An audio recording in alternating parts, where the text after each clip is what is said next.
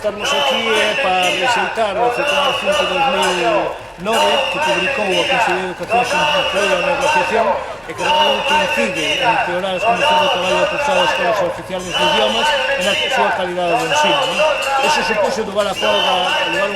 nas escolas oficiales de idiomas con un seguimento de máis do 90% día 9 e 10 deste mes, non se poderon realizar múltiples exames e a pesar deso, a Consellería sigue muda, o señor Conselleiro non é receptivo ás propostas que lle estamos a facer, que se impracte realmente unha negociación para resolver este conflito, esta problemática, que pase sin lugar de dúbidas por retirar esta circular, que siga en vigencia a circular que había anteriormente, que fora negociada e tamén por un partido Popular. Pois vostedes queren que volva anterior? Sí, bueno, era unha circular que fora negociada, que fixara as condicións de traballo de profesoradas con os oficiales de idiomas, a súa organización, que fora consensuada e que, de unha maneira unilateral, con unha imposición absoluta, sin previa negociación no mes de verán, a Consellería botou para a borda ao publicar outra circular que evidentemente empeora as condicións de traballo, mingo que é a calidade do ensino e tamén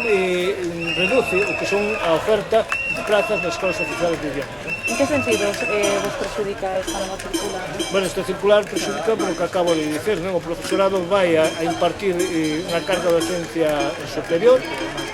polo tanto vai haber menos alumnado nas escolas oficiales de idiomas, vai haber profesorado que xa hai unha reducción de máis de 30% de profesores e que, en consecuencia, pois, sin lugar a dúbidas, nada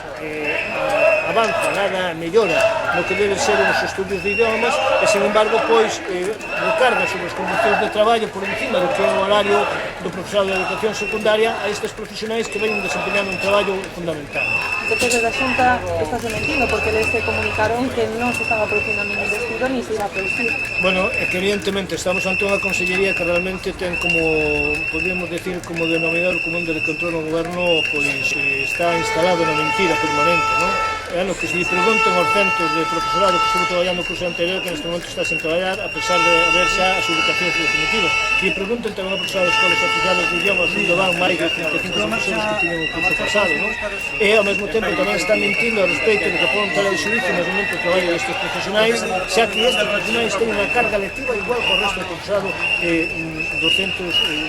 dos institutos, non? Por lo tanto, bueno, pero ese mismo está instalado realmente na mentira e a súa defensa ante as carencias e a problemática e a complexidade que está dando no curso en múltiples temas e, pois, deber, en lugar de asumir esta situación de mirar, de abrir por menos vías de diálogo e de negociación e de poñer tamén medidas para resolverlos, pois evidentemente pois o que fai é sair cara a opinión pública moitas veces faltando a verdade. E se non se vos escoita, tienes que empezar a facer alguna outra manifestación? Sí, bueno, temos xa unha serie de accións e medidas de levar a cabo, entre outras, o martes temos unha asamblea con todo o profesorado das escolas oficiales de idiomas para esperar xa máis medidas máis concretas para continuar pois, bueno, na acción e na movilización se evidentemente non retiran esta circular. Todas as organizacións sindicais que emitimos de un escrito voluntariamente solicitando a retirada esta circular e que se abrir a negociación no seo da mesa sectorial para resolver esta conflictividade que evidentemente supón por primeira vez na historia da autonomía galega que se inicie o curso xa habendo unha folga antes de que se iniciaran as aulas. Vale, moitas gracias.